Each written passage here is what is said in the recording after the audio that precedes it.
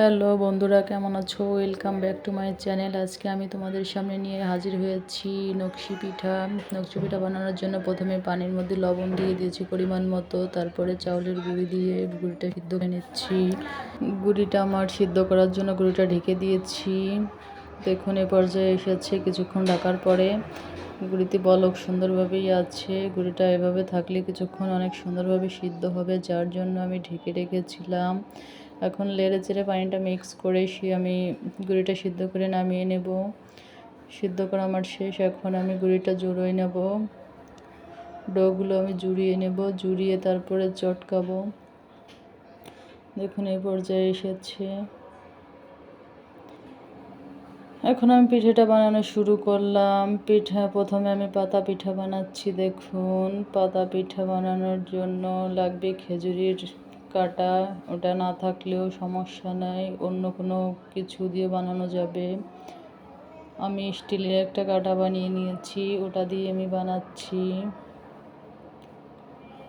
দেখুন এভাবে কত সহজে বানানো হয়ে গেছে। আপনারাও চাইলে সহজে বানিয়ে নিতে পারবেন। দেখুন কত সুন্দর হয়েছে। এভাবে আমি অনেকগুলো বানিয়ে নিয়েছি। এখন আমি একটা ফুলের পিঠা বানাবো, তার জন্য আমি ডিজাইন করছি। এভাবে আমি একটা পিঠায় যে ডিজাইন অলরেডি করেও ফেলেছি। এখন অন্য আরেকটা পিঠা আপনাদের ডিজাইন করে দেখিয়ে দিচ্ছি। ভিডিওটি ভালো লাগলে লাইক, কমেন্ট, সাবস্ক্রাইব করতে ভুলবেন না। দেখুন কত সহজেই ডিজাইনটা করে নিচ্ছি আমি। ডিজাইনটা করা আমার প্রায় শেষের পথে। এখন সাইড নকশি করলেই হয়ে যাবে ডিজাইন করা। তা আপনারাও চাইলে করতে পারবেন খুবই সহজে, ইজিলিভাবে। দেখুন কত সুন্দর হচ্ছে।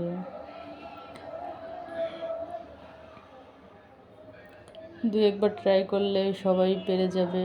পিঠাটা বানানো কোনো কঠিন কিছু না, অনেক সহজই আছে।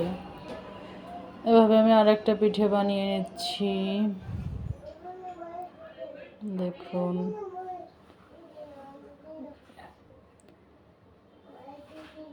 এটা শিখিয়ে দেওয়ার কিছু নাই, দেখেই পারা যাবে। এটা কোনো কঠিন কিছু না।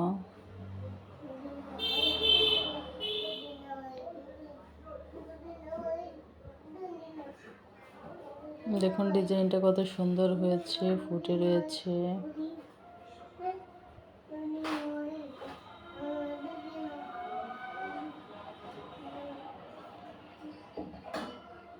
আপনারা এটা চাইলে কয়েলদানির স্ট্যান্ড দিয়েও করতে পারেন কাটাটা। দেখুন আমি এখানে ঝিনুক পিঠা এবং পাতা পিঠা দুটোই বানিয়েছি। এটা ফুল পিঠা। ফুল পিঠাটা আমার বানানো প্রায় হয়ে গেছে। আমি একে একে অনেকটি ডিজাইন করে নিয়েছি। এখন পিঠাগুলো একে একে সম্পূর্ণ ভেজে নেওয়ার পালা। পিঠাটা আমি অলরেডি ভাজাও শুরু করে দিয়েছি। এভাবে মোটামুটি করে ভেজে নিতে হবে। প্রথমবার দুইবার পিঠাগুলো ভাজতে হবে, না হলে সুন্দর হবে না, মুচমুচে হবে না। তাই আমি প্রথমবার একটু সাদা করে ভেজে নিয়েছি, দ্বিতীয়বার ভাজার সময় আর একটু ভালো করে ভেজে নিতে হবে, বাদামি করে। দেখুন আমি যে ভেজে উঠিয়ে নিয়েছি। একে একে আমি সব পিঠাগুলো মোটামুটিভাবে ভেজে নিয়েছি। সাদা সাদা রয়েছে, দেখতে পাচ্ছেন। এরপরে পাক দেওয়ার সময় আবার পিঠাটাকে ভেজে নিতে হবে। এই যে আমার পিঠাটা একটাও ভাঙেও নাই, বেঁকাও হয়নি, অনেক সুন্দর হয়েছে, দেখতে পাচ্ছেন কত সুন্দর ডিজাইন করেছি। যদি আপনাদের ভালো লাগে তাহলে আপনারাও বানাইতে পারেন। কত সুন্দর হয়েছে। পিঠেগুলো আমি পাক দেওয়ার আগে আর একবার ভেজে নেব। এটা ঝিনুক পিঠা।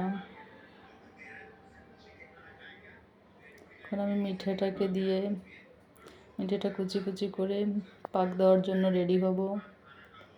তো আমি বটি দিয়ে কুচি কুচি করে নিচ্ছি।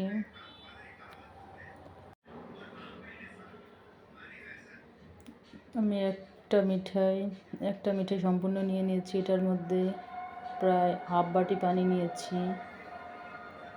এখন প্যানে তেল গরম করে নিচ্ছি। তেলের ভিতরে পিঠে আবার ছাড়বো। দেখুন একটা আমার ভাজা অলরেডি হয়ে গেছে। এই যে আমি পাক দিতাছি মিঠের মধ্যে। ভাজা পিঠা আমি আবার ভাজতেছি, ভেজে ভেজে পাক দিচ্ছি। দেখুন আমার পাক দেওয়া একটা পিঠা অলরেডি হয়ে গেছে। এগুলো আমি সব পাক দেওয়ার জন্য রেখেছি। এই যে আমি 2টা পিঠা ভেজে নিয়েছি। এটা আমার পাতা পিঠা। দেখুন আমি একে একে সব পিঠাগুলো এভাবেই পাক দিয়ে নেব, ভেজে ভেজে। যে সবগুলো আমার পাক দেওয়া শেষ। কত সুন্দর হয়েছে। এখন এগুলো পাক দিতে বাকি আছে, তাই আমি এগুলো ভেজে নিচ্ছি। পাতা পিঠা, ঝিনুক পিঠা এখানে।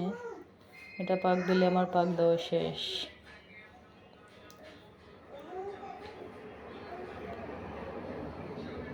লেড়ে চেড়ে উঠে নিলেই পাক দেওয়া হয়ে যাবে। এই দেখুন সবগুলো পাক দেওয়া শেষ। তারপর পিঠাগুলো বাকি ছিল, এটাও দিয়েছি পাক। খোদা হাফেজ।